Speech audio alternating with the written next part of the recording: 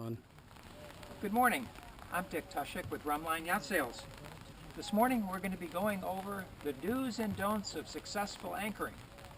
We're going to be doing this on a PDQ 34, but even if you don't own a PDQ 34, you may find this video very helpful in proper and successful anchoring. There are three basic components when it comes to successful anchoring. The first is a plan, knowing where you're going to anchor. Secondly, good ground tackle that's appropriate for the boat and the conditions that you're going to be anchoring in. And thirdly, good anchoring technique. We're going to be covering all those today.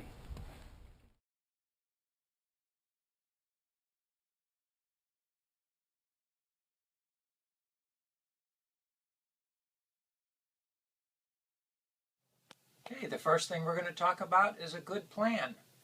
Well, a good night's anchoring always starts with a good plan. And a good plan is based upon good information. Start by looking at the chart of the area that you want to anchor in.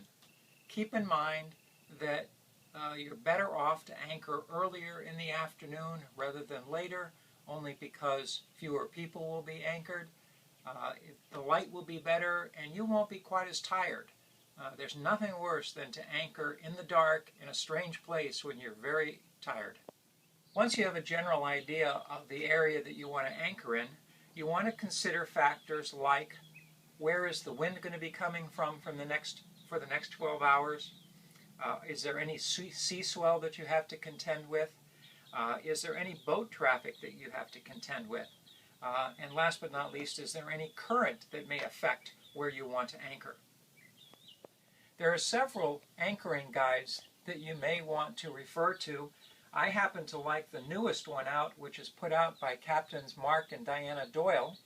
And the reason that this one is so unique is that they've combined modern technology to actually show you actual depth readings in great detail as you enter into anchorages.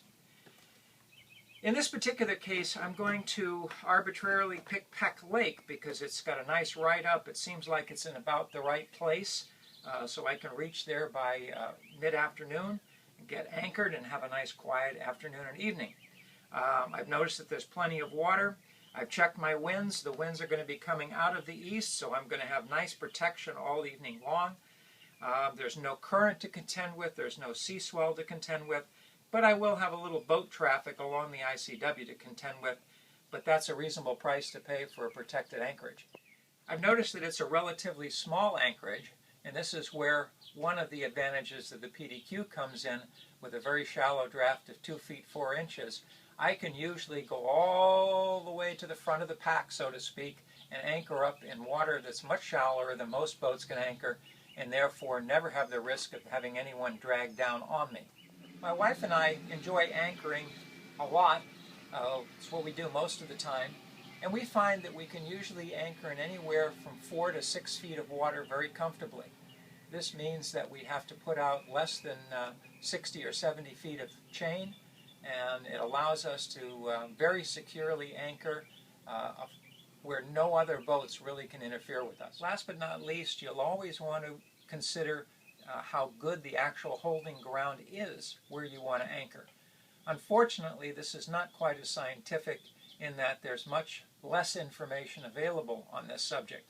Some cruising guides do give you an idea, but once you're out in the islands, you're truly on your own.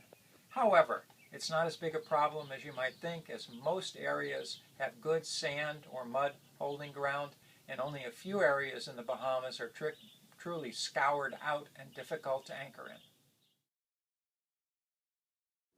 Now it's time to talk about ground tackle. Well, as you can imagine, there are all kinds of variations that you can put on your boat. I think the bottom line is that you should have a package of ground equipment that you feel comfortable with, and then of course use it wisely.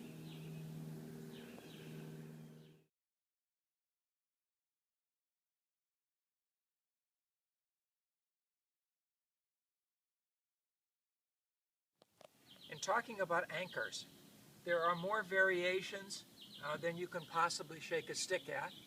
And obviously in our society, marketing plays a huge role in how good things are perceived to be. My recommendation would be for you to consider an anchor that is a good overall anchor. That is to say that it holds well in most conditions. And I also recommend that you consider an anchor that's at least 1 or 2 sizes larger than what the actual anchor specifications call for. As there is an old saying that I believe is quite true, that you can never have an anchor that is too large for your boat within reason.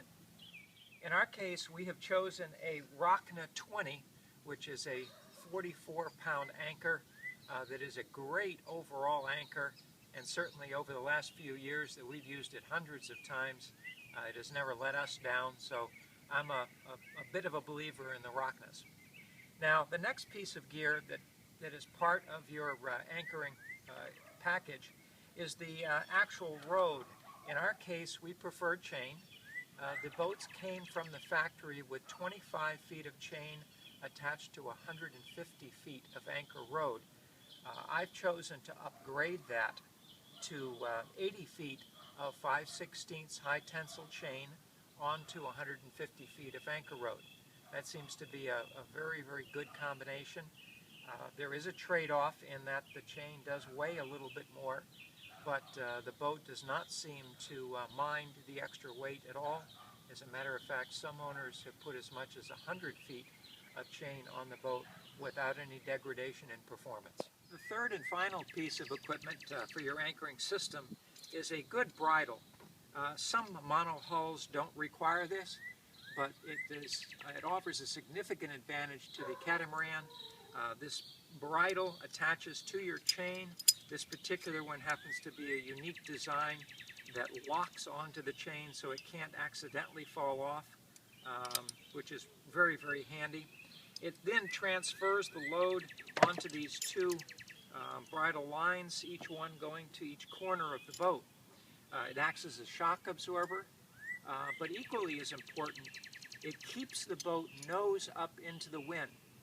In a normal anchoring situation, if you didn't have this, the boat would tend to sail at anchor back and forth, whereas when you're using a bridle, it only moves about 5 degrees off the wind, so it makes for a much more comfortable anchoring situation. Another thing I would recommend is that you always have a second backup anchor on board. I would call this a storm anchor, that if you ever have to go through a very, very severe weather situation, it's always nice to have 2 anchors out instead of 1. In this particular case, I've chosen a very lightweight Danforth type anchor. It's called a Fortress. It's on 25 feet of chain and 150 feet of anchor rode. I chose this because it's easy to store and very, very easy to set. To make downloading easier, we've divided this video into 2 parts.